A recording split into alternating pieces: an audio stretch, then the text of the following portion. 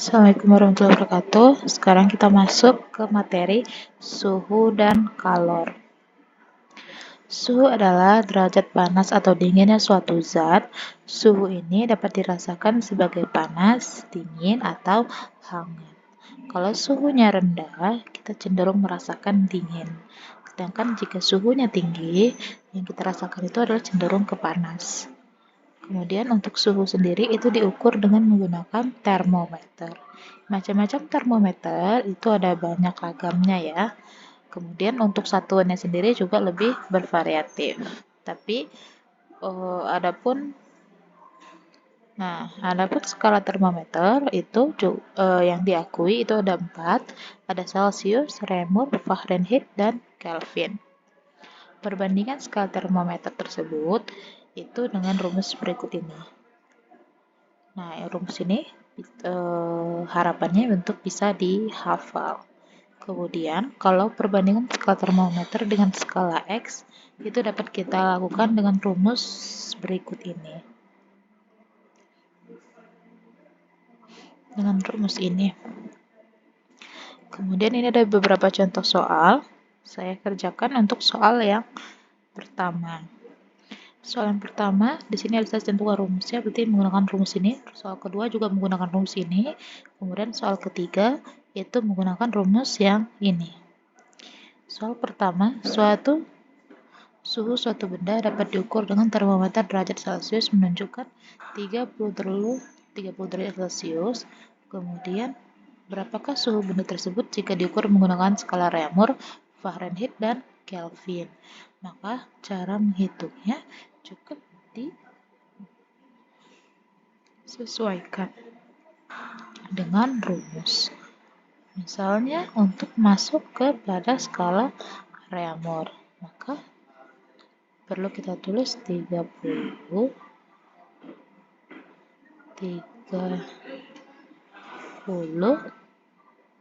per, oke, ini kita hapus dulu bentar.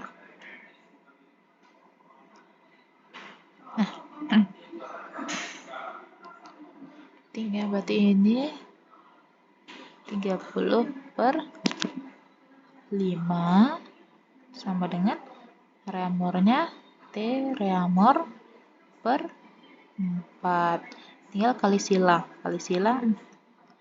diperolehlah T Reaumur sama dengan 30 kali 4 bagi 5. Coretnya 6 kali 4 berarti 24 Reaumur. Kemudian gimana kalau seandainya ini baru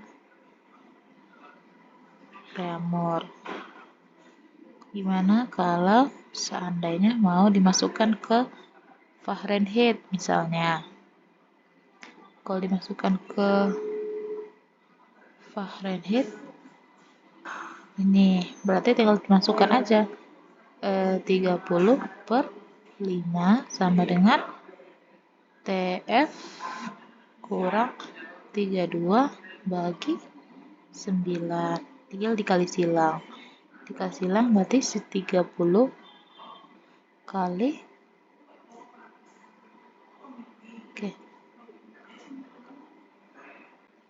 sini 30 kali 9 sama dengan 5 dikali TF kurang 32. 30 kali 9 270. Nah, sama dengan ini berarti 5 TF kurang 5 kali 32 5 kali 2 10, 15, 16. Nah, masukkanlah 5 TF sama dengan 270, dipindahkan 160-nya ke kiri, 270 tambah 160. Berarti TF sama dengan 270 tambah 160 berapa? 7 tambah 6, 3, 4 bagi 5. Jawabannya di sini 86 Fahrenheit. Nah, gitu. Dan begitu seterusnya. Kemudian gimana kalau ini? Nah, ini silahkan dikerjakan berikutnya untuk Kelvin. Kemudian kerjakan ini juga. Untuk soal yang ini, cara ngerjainnya adalah suatu termometer X memiliki titik beku airnya 20. Kemudian titik didihnya 220.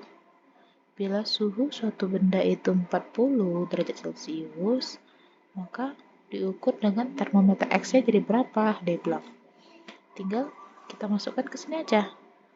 Sini 40 kurang 0, 0 per 100 kurang 0, 0. Jadi 40 per 100 sama dengan ditanya TX-nya yang ditanya. Sama kurang ini TBX ini titik bekunya. Titik bekunya 20 per titik didihnya 220 dikurang 20. 220 dikurang 20 jadi 100 ya kan di sini. Berarti ini bisa dicoret, ini bisa dicoret sama-sama 100. Tinggallah 40. Jadi TX sama dengan 40 tambah 20 sama dengan 60 X. Nah, sekarang kita masuk kepada pemuaian. Suatu zat jika dipanaskan pada umumnya akan memuai dan menyusut jika didinginkan. Pada umumnya, pemasangan sambungan target rata api diberikan sedikit celah untuk proses pemuaian. Nah, ini contohnya. Nah, jadi dia ada di sedikit celah. Kalau seandainya dia memuai, memanjang, nanti dia nggak bentrok gitu. Ini juga dikasih sedikit celah. Nah, ini juga kan dikasih agak lengkungan, ini karena ada terjadi proses pemuaian. Nah, untuk pemuaian itu sendiri ada beberapa macam. Yang pertama ada pemuaian panjang. Rumusnya delta L sama dengan panjang mula-mula dikali koefisien muai panjang dikali selisih antara suhu akhir dengan suhu mula-mula. Ini rumusnya. Kemudian ada pemuaian luas. Kalau pemuaian luas itu sama aja rumusnya, cuman bedanya adalah dia itu menggunakan keterangan untuk luas benda. Begitu juga pemuaian volume itu sama aja rumusnya, yang membedakannya adalah hanya yaitu mempunyai keterangan volume benda. Kemudian ada anomali air. Anomali air ini artinya tidak semua zat mengikuti hukum pemuaian. Misalnya air. Di dalam interval suhu 0 sampai 4 derajat Celcius itu akan menyusut saat dipanaskan dan memuai saat didinginkan. Tetapi setelah melewati 4 derajat Celcius, air akan kembali normal, yaitu memuai bila dipanaskan dan menyusut bila didinginkan. Keadaan ini disebut dengan anomali air. Nah, ini ada contoh soalnya. Sebatang baja pada suhu 20 derajat Celcius, panjangnya 100 cm. Nah, mula-mula. Bila panjang baja sekarang itu udah 101 cm dan koefisien muainya bajanya 10 pangkat min 5 per derajat Celcius, maka suhu baja sekarang adalah ditanyanya itu adalah suhunya. Jadi deh, suhu baja sekarang delta T ini kan dari T2 kurang T1 kan, yang ditanya itu T2-nya yang ditanya. Maka cara jawabnya adalah kita masukkan aja ke rumusnya. Ini kan ada tulisannya panjang, berarti rumusnya ini. Delta L. Berarti kalau delta itu berarti selisihnya. Selisih panjangnya untuk delta L itu 100,1 dikurang 100. Jawabannya 0,1 cm. Kemudian untuk L 0-nya itu 100 cm. Ini L 0-nya. Untuk alfanya, di sini ditulisnya koefisien y-nya, alfanya itu 10 pangkat min 5. Terus yang ditanya adalah delta T-nya. Yang mana? Di sini T1-nya yaitu 20. Yang ditanya T2-nya. Tinggal kita masukkan ke rumus. Delta L-nya 0,1 sama dengan L0-nya 100 sama dengan, bukan sama dengan,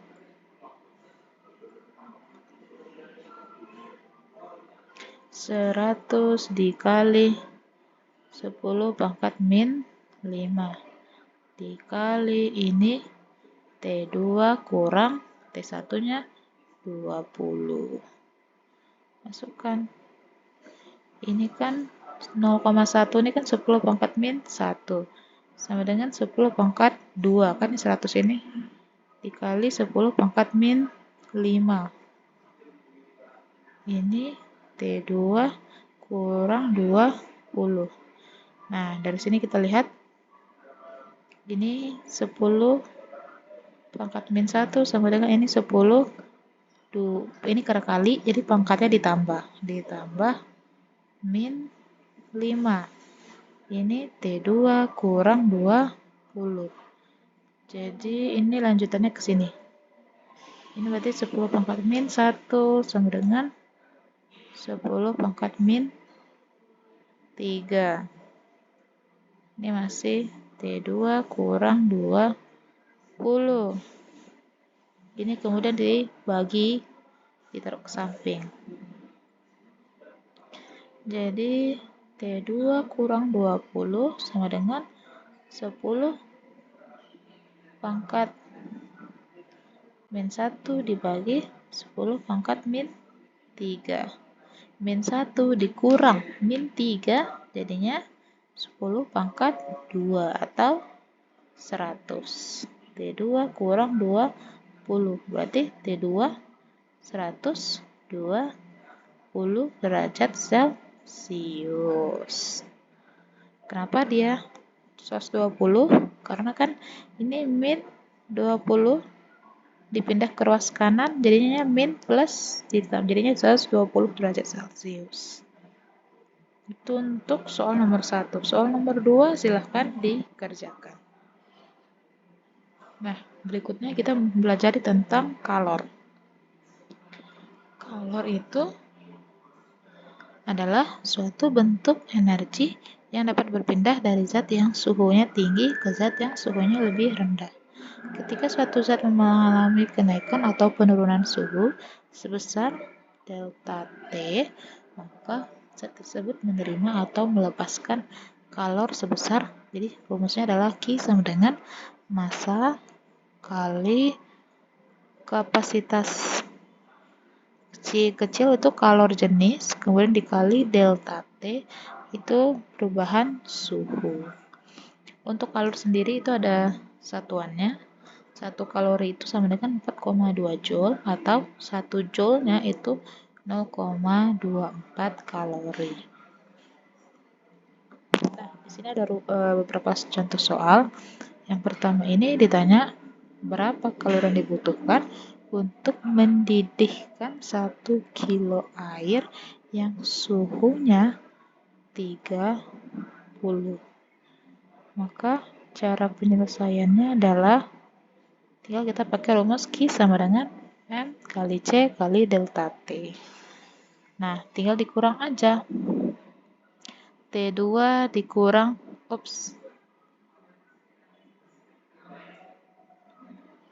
Nah,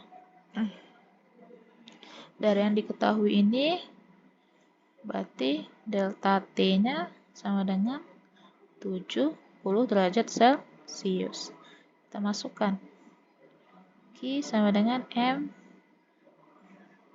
Udah ada rumusnya, ini langsung aja. Berarti M-nya 1 dikali C-nya 4200 dikali 4.200, C delta T-nya 70. Maka jawabannya adalah 42 kali 7 berapa tuh?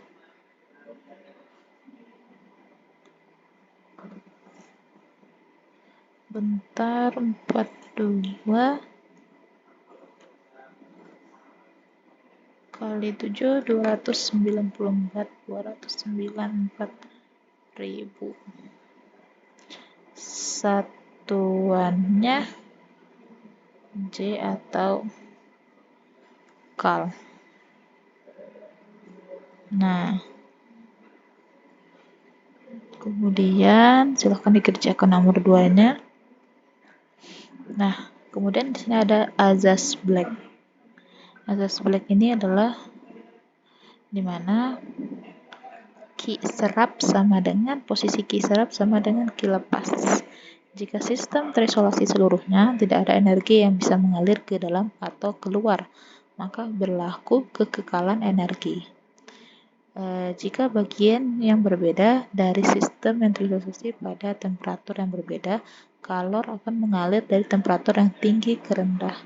Dari sinilah, dari sistem azas black inilah nanti diketahui mengapa terjadinya es itu mencair, kemudian suhu itu ada yang menguap.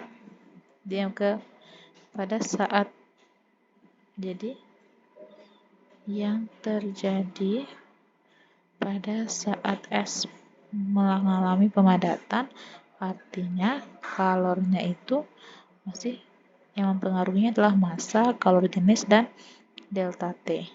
Tapi pada saat es itu mencair, yang mempengaruhinya adalah massa dan daya leburnya. Kemudian pada saat suhu air itu naik, maka yang mempengaruhi itu adalah massa, kalor jenis, dan delta T. Kemudian pada saat air mulai menguap, itu pasti yang mempengaruhi adalah daya leburnya. Begitu seterusnya. Jadi setiap ada peningkatan, itu biasanya kalor, massa, kalor jenis kali delta T. Ada suhu yang mempengaruhi. Tapi begitu dia menurun atau mendatar, seperti mencair, menguap, itu yang mempengaruhi adalah daya leburnya. Nah, di sini ada kasus contoh soalnya. Diketahui sebanyak 10 gram es bersuhu 0 derajat kemudian dipanasi dengan kalor sebanyak 1000 kalori.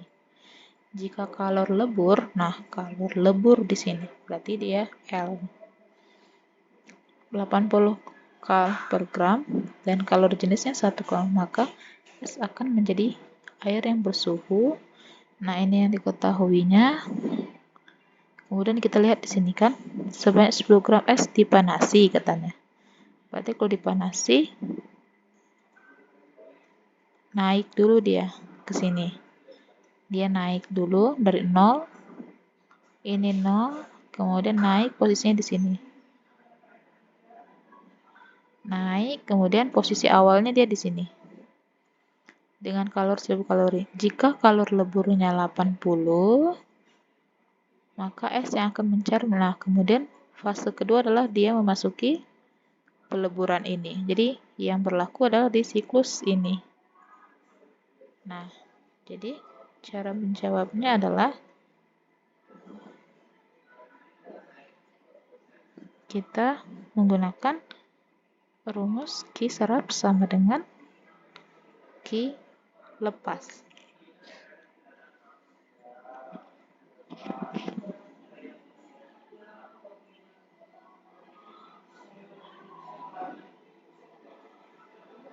Jadi, yang pertama kita lakukan dulu adalah menghitung sisa kalor setelah es meleleh. Jika kalor yang diberikan adalah 1000 kalori, maka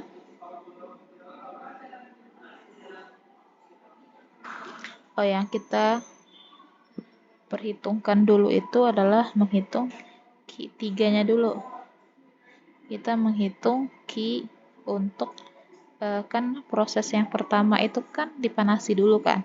Kita pakai rumus yang dipanasinya dulu. Kita cari tahu Q-nya.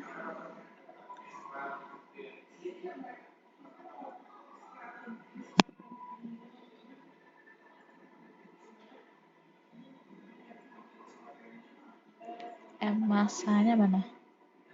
Masa S-nya 10, ke C-nya kalau jenis airnya itu 1, delta T-nya dari 0, kemudian dia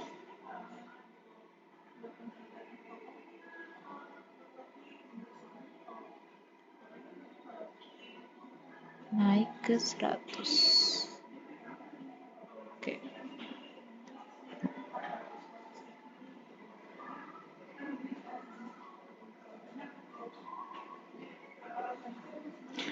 Oh, sebentar.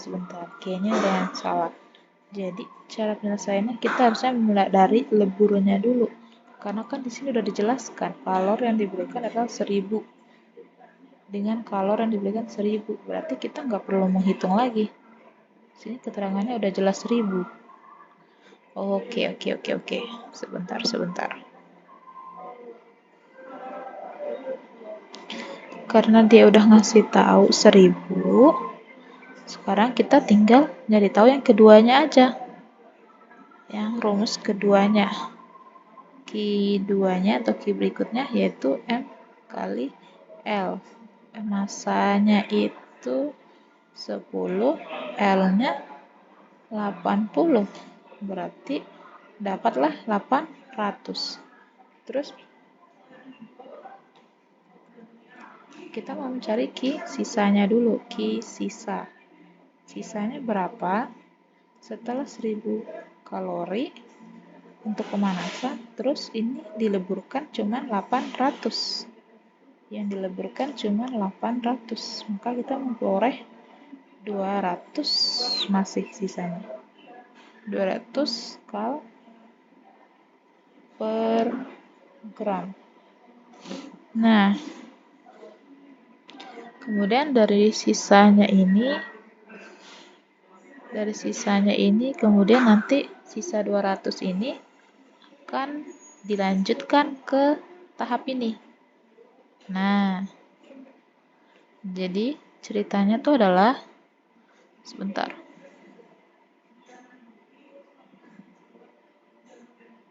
Nah, jadi ceritanya itu adalah harus sesuai urutannya, itu harus sesuai dengan yang digambar ini. Kan yang pertama itu suhunya dinaikkan dari ke 100 derajat Celcius. Ternyata waktu dinaikkan dia udah menghitung nih di sini 1000. Berarti dia di sini sudah ada 1000. Dinaikkanlah. Kemudian dari 1000 kalori ini dilakukan peleburan. Pas waktu kita menghitung peleburan, itu yang digunakan dari 1000 itu cuma 800. Artinya masih ada sisanya 200. 200-nya itu untuk di sini. Di sinilah 200-nya. Kalau di sini 200-nya berarti bisa kita lihat dan maka es yang akan menjadi air kan dia kalau suhu uap naik, nah proses ini adalah proses pengembunan atau proses lanjutannya. Makanya ya yang akan menjadi air adalah kita hitungkan lagi di sini. Q sama dengan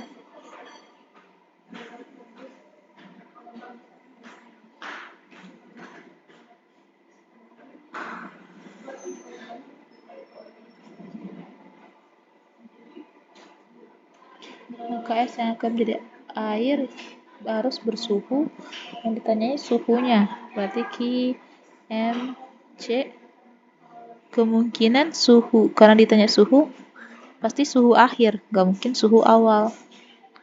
Jadi MC delta T. Kita cari tahu dulu delta T-nya ini. Di sini 200, M-nya masih sama 10, C-nya air di sini. Ini delta T. Delta T kita peroleh jadinya 20. Setelah itu, ini kan 20 derajat Celcius. Delta T sama dengan T2 kurang T1. Kita lihat T1-nya kan 0. Berarti 20 sama dengan T2 kurang 0. Berarti T2 sama dengan 20 derajat Celcius. Ini jawabannya. Kemudian ada proses pemindahan kalor. Panas yang dipindahkan itu ada 3 macam cara, antara lain ini yang pertama ada konduksi. Nah, pada peristiwa konduksi, perpindahan panas yang terjadi itu tidak disertai dengan perpindahan partikel zatnya. Makanya dia itu banyaknya kalor yang merambat tiap satuan waktu yang dialami oleh suatu batang, panjangnya itu L, luas penampang itu A, dan perbedaan suhu di ujung-ujungnya itu adalah delta T. Dengan rumusnya ini. Kemudian ada secara konveksi. Konveksi ini adalah perpindahan panas yang disertai dengan perpindahan partikel.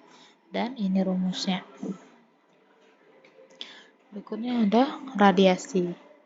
Radiasi ini adalah tanpa melalui medium. Ini rumusnya. Nah,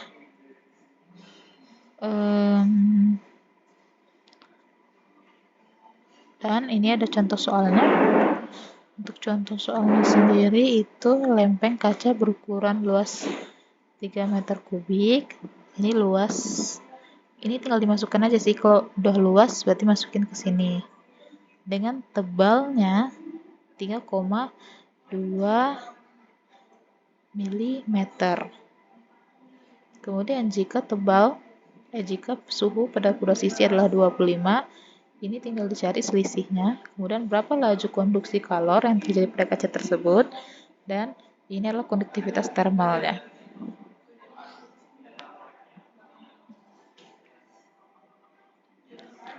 Konduktivitas termal itu K. Jadi ini adalah K-nya.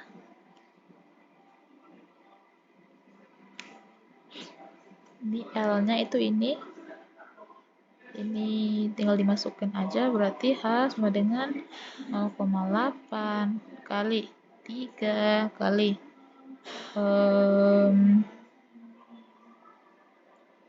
delta T-nya 25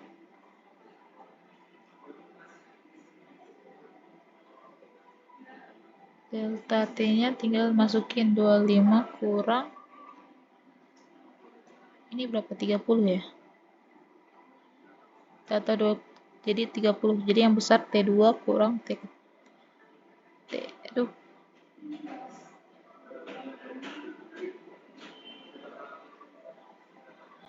ini pokoknya T2 ini dimasukin ke sini, ini dimasukin ke sini, ini dimasukin ke luas penampang itu di sini, konduktivitas itu di sini, nanti dihitung aja langsung.